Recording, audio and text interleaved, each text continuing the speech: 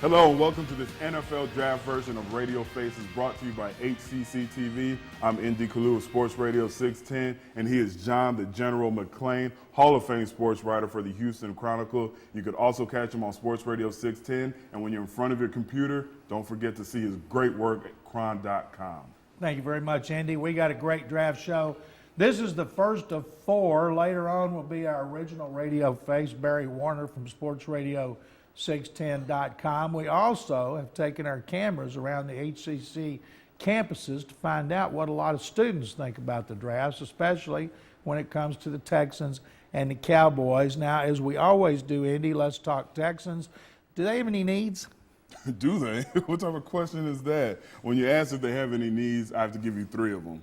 Defense, defense, and defense. This is one draft. I don't think it will happen, but I would not be surprised. I wouldn't be upset if they drafted all defensive players. Before you even get to the draft, one thing I do like, they brought in Wade Phillips and Coach Joseph. I think Coach Joseph coming in from San Francisco, he's a new defensive back coach, might be the biggest acquisition on this team. And I know that's a bold statement, but when you look at the personnel, Kareem Jackson, Jason Allen, Glover Quinn, McClain, those guys aren't as bad as they appeared to be last year. And with a new coach that has NFL experience, who's old enough to demand respect, but yet young enough to relate to these players, I really think he's going to have a huge impact on the defensive backfield this year, and you're going to see a great improvement because of Coach Joseph. Since the season ended and I was covering the playoffs and the NFL, prepared for the draft, and I've talked to a lot of people, they tell me Texans had one of the worst coach secondaries they'd ever seen.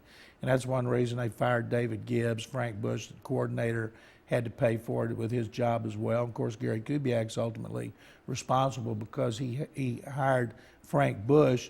And Wade's a very confident guy, and Wade always says something, and you played 12 years.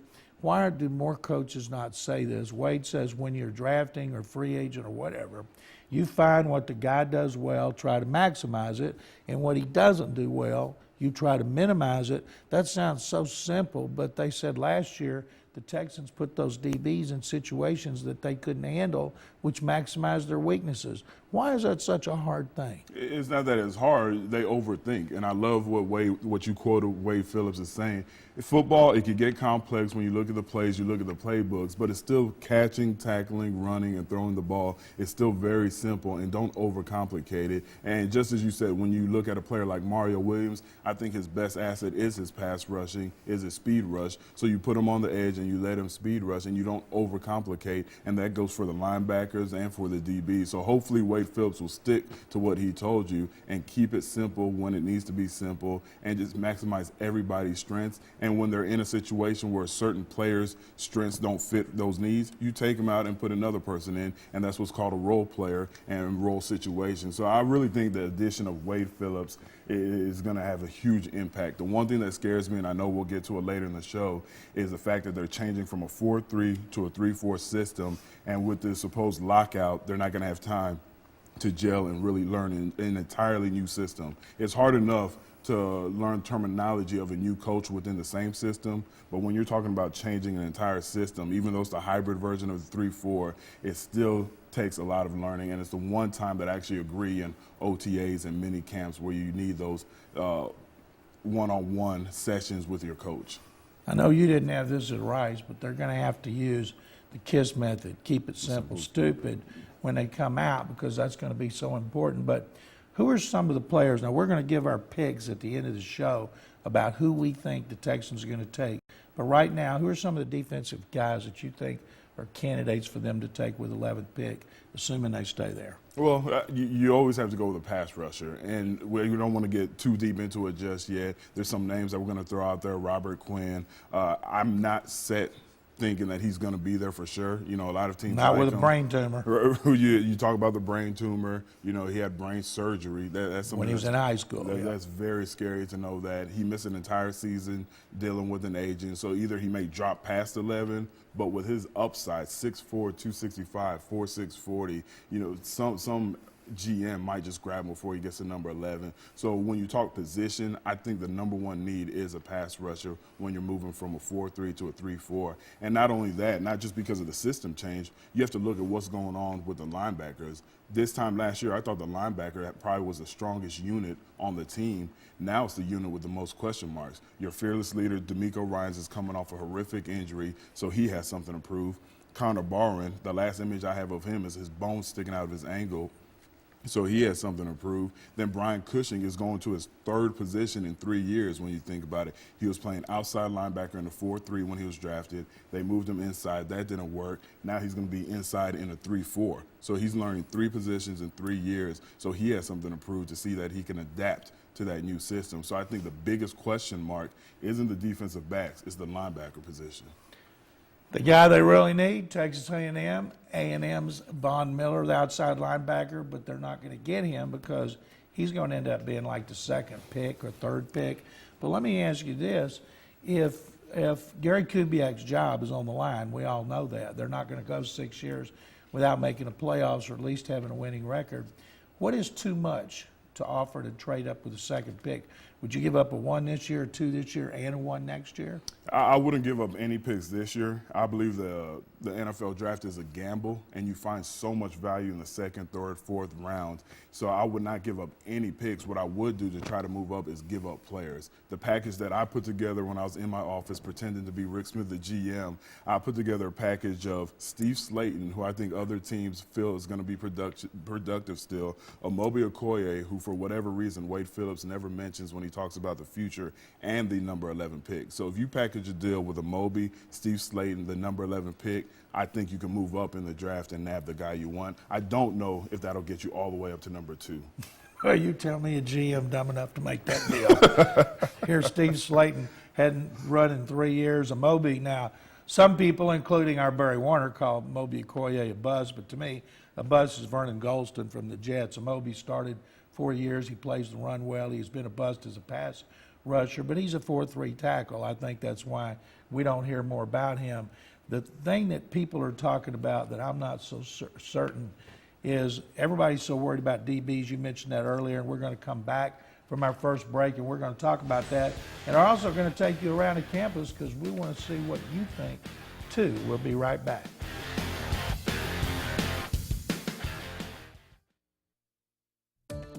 There is a drive, an energy, a momentum that propels us forward, a realization that we need more to get where we're going. That higher education is the pathway to the future. At HCC, we not only get students real-world ready, we transfer them to the college of their dreams and get them on the way to their next success. HCC, smart decision.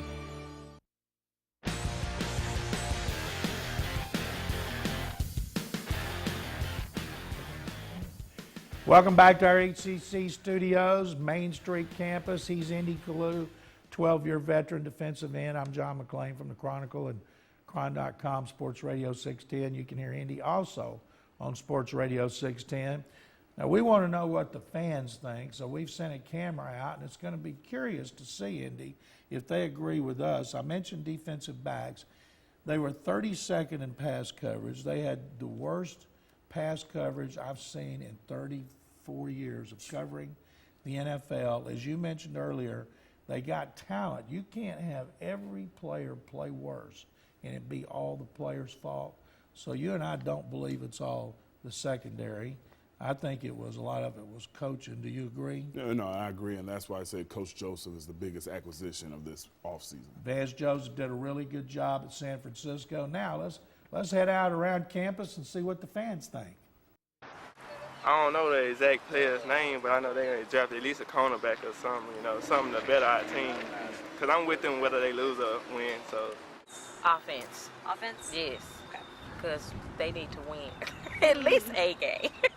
I'm not sure they're probably going to draft somebody probably defensive. Defensive? Okay. Yeah, probably defensive. All right. Defensive side. The Texans need a defensive back very bad, an experienced defensive back. My first choice would be the guy that used to play for the Washington Redskins that was just released, Champ Bailey. All right. Thank you. They need experience in the defensive back. they need a cornerback, so they might draft a cornerback. They need defense, so probably some linemen and some tackles.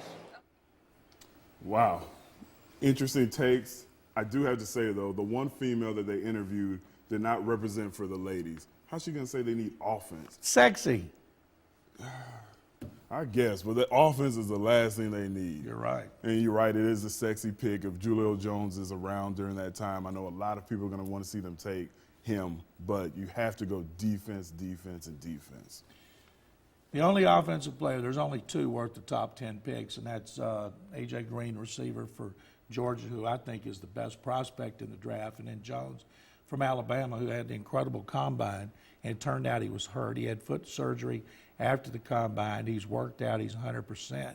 I think he's going to end up going to Washington at the 10th pick, and Green will go top 4 or 5. But the Texans, there's a lot of guys out there they could take. They're going to a 3-4. We talked earlier about needs. You mentioned Robert Quinn, the North Carolina defensive end who projects to outside linebacker, but has that benign tumor on his brain that was operated on when he was a senior in high school. And he's had no problems since with that brain injury, but teams are scared. Let's talk about some of the other guys. You say defense. Who are some of the guys you think they may draft? Well, we both agree, whether or not we agree on the actual guy, that their first pick needs to be a pass rusher. But when you have so many holes on the defense, you have to look past just that one need. And I think the second pick needs to address the defensive back position, not so much the cornerback, but the safety position. And there's two guys that I really like. I like Raheem Moore out of UCLA. I don't think he'll be around when they have their selection in the second round, but I do think Rozzy Dowling out of UVA will be around. This is a big cornerback, 6'2", 200 pounds, very athletic. The one thing that's keeping him under the radar is he's had so many injuries. If he can get healthy and stay healthy, he may be a steal of the draft, because I really like those big corners who move over to safety because they're taking that athleticism with them. Just look to Michael Jackson from the New Orleans Saints, and you can see how productive they can be. Dowling's stock is going up because since he's been healthy, he's put on quite a show for the scouts. Aaron Williams, a corner from Texas, a lot of people looking at him as free safety. If you look at him as a free safety, it's him first and Moore second. I think I've got my mock drafts. I've got Williams going in the first round and Moore lasting to the second. The other DBs, Prince Amukamara from Nebraska, I think if he's there at 11, they've got to give him a long look, assuming there's not the 3-4 outside linebacker. Now, as we mentioned, Von Miller is the best. They're not going to get Von Miller. Quinn could project to that. Alden Smith from Missouri, third-year sophomore, has great potential. Should have stayed in school another year, but came out. If they take an outside linebacker, I don't see how it could be anybody at that point other than Quinn or Smith. And then if it's a corner, Mukamara. You're talking about Dowling. Would you take a Mukamara if he was there at that spot? I'm going to say no. And again, I just don't believe that the DBs are as bad as they are. When you look at Glover Quinn, his rookie year, he had a sensational rookie year for a fourth-round cornerback. Gave up no touchdown passes. Right, and he had a worse year. You could call it sophomore slump, or you could call it coaching. And Kareem Jackson, even though his first showing was a disaster, I still don't believe he was that bad. You know, he was projected by a lot of other teams to also go in the first round. Some teams had him going in the second round, so you could argue that he was a reach for the Texans last year. But I don't think they're as bad as the showing. I think with the addition of Coach Joseph out of San Francisco, you're really going to see an improvement with the cornerbacks, and that's why I don't want to spend a first-round pick on another cornerback when you have to fill the pass rush need, and you don't really have a proven safety. You have a safety like Nolan, Dominique Barber, who've come in and they've shown you a little something here or there, but you don't have a guy that you can say, we know he's going to be our starting safety. When we watched the student video, they were talking about pass rushers. Well, the problem in a 3-4, as you know, is the best one is Cam Jordan, who started at 3-4, 3 years at Cal. J.J. Watt, a lot of fans wanted him from Wisconsin, but Jordan is a higher-rated player. But it's say you draft Jordan. Antonio Smith, they said, was their best and most consistent lineman. Mario's going to be healthy. Wade Phillips has got big plans for Mario Williams. And Cam Jordan's not a nose. They like Earl Mitchell, and they think that he can do the job. So possibly a nose at some point in the draft. So do you draft a lineman going in thinking he might not start?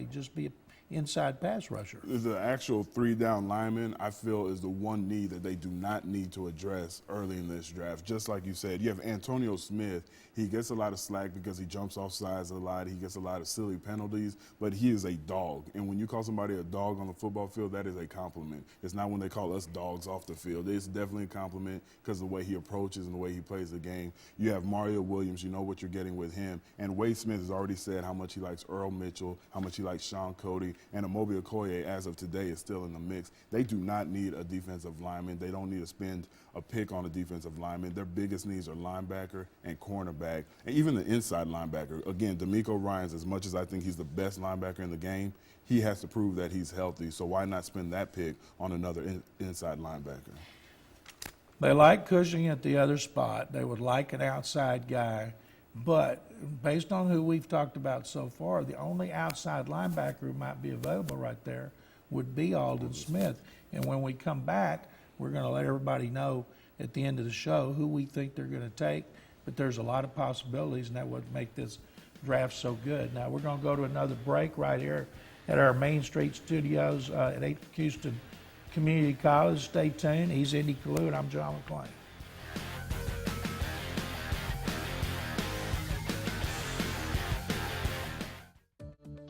We are united by more than just geography.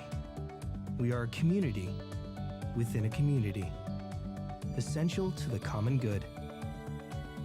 Locally driven and globally demanded. Proud of our diversity and focused on the future. HCC is the opportunity that leads to more opportunities. HCC. Smart decision.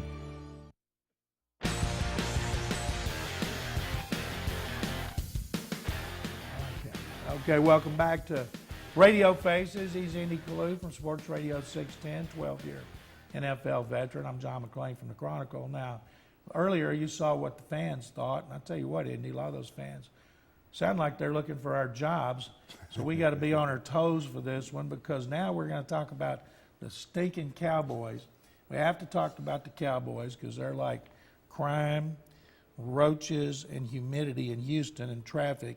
You just have to deal with it. That's right. Cowboy fans just have to be dealt with. So we're going to go back out on the ACC campus. We're going to look and find out what the fans think about what the Cowboys should do in the first round. The Cowboys need an offensive tackle to shore up that offensive line to protect Tony Romo so he's not getting blindsided again from the backside. And they also need some interior, they need some better linebackers. And they also need a defensive lineman to block up that interior. I was hoping they was going to get Shawn Rogers, but the New Orleans Saints wrapped him up yesterday. I think the Cowboys will draft in the first round. I really don't care because I'm not a Cowboys fan. Yeah. You like his answer. I like that answer. And I like what the professor said. He started off with the offensive line. Last year was the worst offensive line play that I've seen out of the Dallas Cowboys. And one thing, playing in the NFC East division as I did for those many years, when you think Dallas Cowboys, you think big, massive, mean offensive linemen, and I just didn't see that out of them. They have so much explosiveness when you talk about their skill positions, from Tony Romo to Miles Austin to the three-headed running back monster. I really think they need to focus on the offensive line, and I'm not just talking about one pick. I'm talking about spending their first-round pick on either Tyron out of USC. I don't think they'll go after him, even though he's the best offensive tackle. He's my mock draft pick. He's your mock draft pick? He is, yeah. I used to respect you. They can't go after him because he doesn't fit the mold of a Dallas Cowboy offensive lineman. You know who does? Anthony Costanzo. There it is, 6'7", 300 pounds, mean, nasty, not quite as athletic, but they just want road graders, and I think he fits the mold, so I would like to see him with that star in his helmet. Then I would like to see them just go down the street to TCU and get the big, massive Marcus Cannon, 350 pounds, to really shore up that offensive line. Cannon would play tackle at TCU. He projects to guard in the NFL. They're worried about his weight, but he sure ran pretty well at 350. A lot of people think they need a defensive tackle or a defensive end, and I don't think the problem was with their front seven. Their problem was their secondary. Some mock drafts have them taking Prince Amukamara, cornerback from Nebraska, even though their current corners are former number one picks. I don't see them doing that. And if they were to take one of those defensive linemen, it would be a bigger guy because Rob Ryan, the new coordinator, wants bigger defensive linemen because they're two gap players compared to Wade Phillips, one gap. So they might go for J.J. Watt of Wisconsin, who's about 290. Cam Jordan from Cal is 287. So I think we agree on the position, the offensive tackle. We just disagree on the player. You say Constanza. I'll say Tyron Smith from USC. And when we come back with our post-draft show, which we're going to do, we'll see. We'll go back. We should go back and run this again to see who was right. Hopefully one of us will be. Now, we're going to come back to this next one, and we're going to start making some calls here. And at the end of the show, we're going to make our picks. Plus, we're going to talk about who we think is going to be the number one pick in the draft with the Carolina Panthers. Now, we're going to take another break. When we come back, we'll have more. When you make the call, he's Andy Kalu. I'm John McClain. Stay tuned.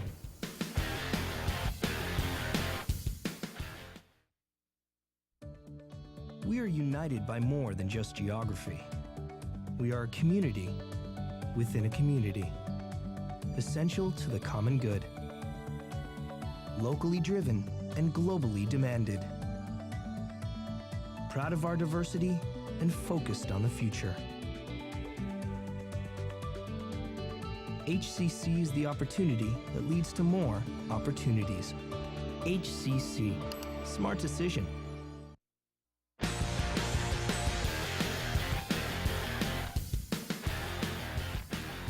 Welcome back to Radio Faces. I'm John McClain. He's Andy Kalu. We're going to do our HCC smart and bad decisions in the Texans draft.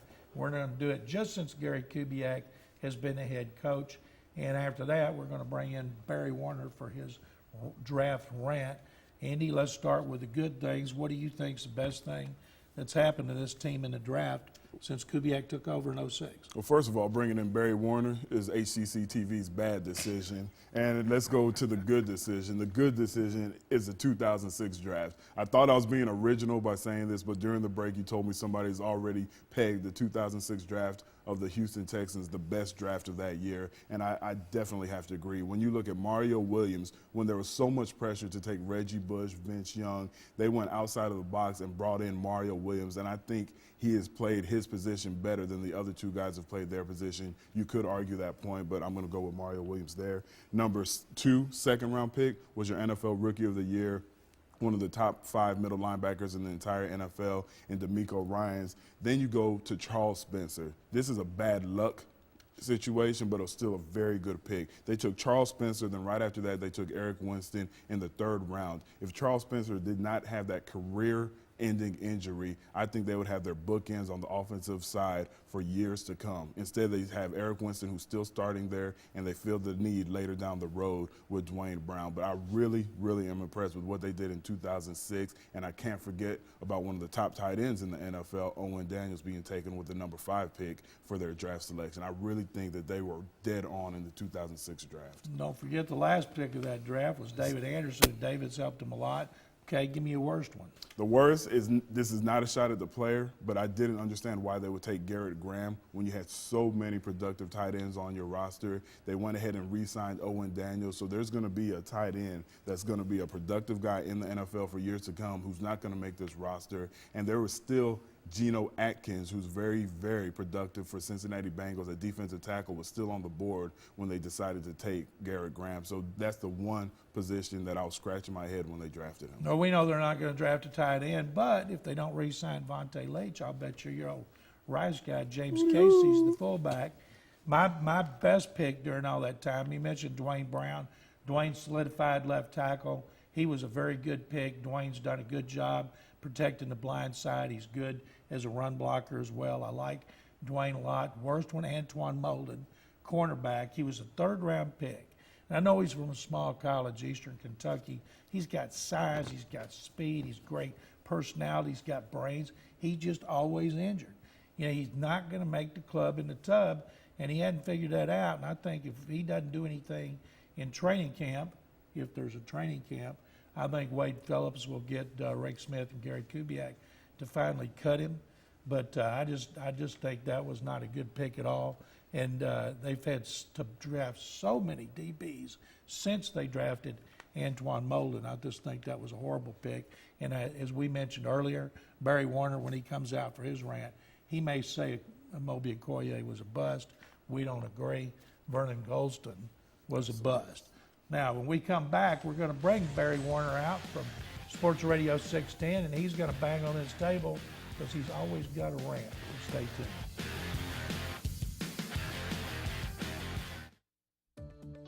We are united by more than just geography.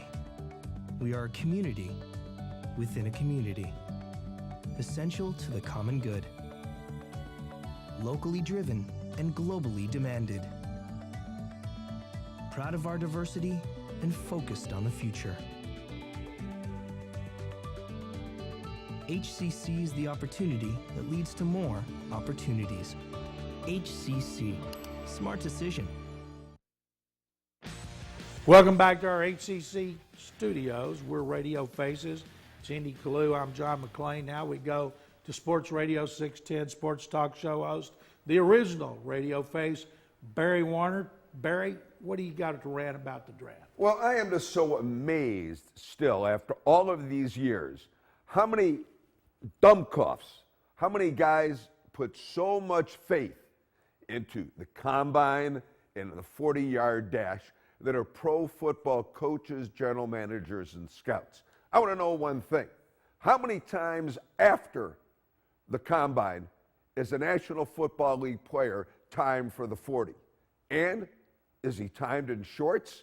Are we looking for the next Carl Lewis or Usain Bolt? Or are we looking for football players? A whole cottage industry has developed, whether it's Danny Arnold and Plex or facilities all across the country, just to get guys ready for the draft. Let me tell you, if you're an offensive lineman or a defensive lineman and you got to run 40 yards, just get ready to go on the bench and get ready for the kickoff, team to come back out. It is a joke. It's all about quickness and speed, the first step, reaction to the ball in flight.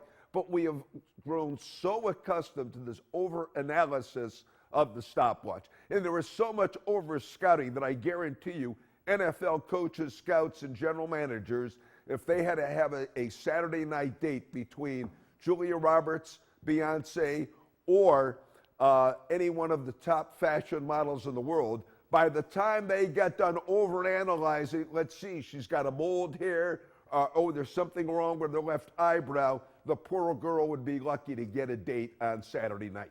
You're a football player or you're not a football player.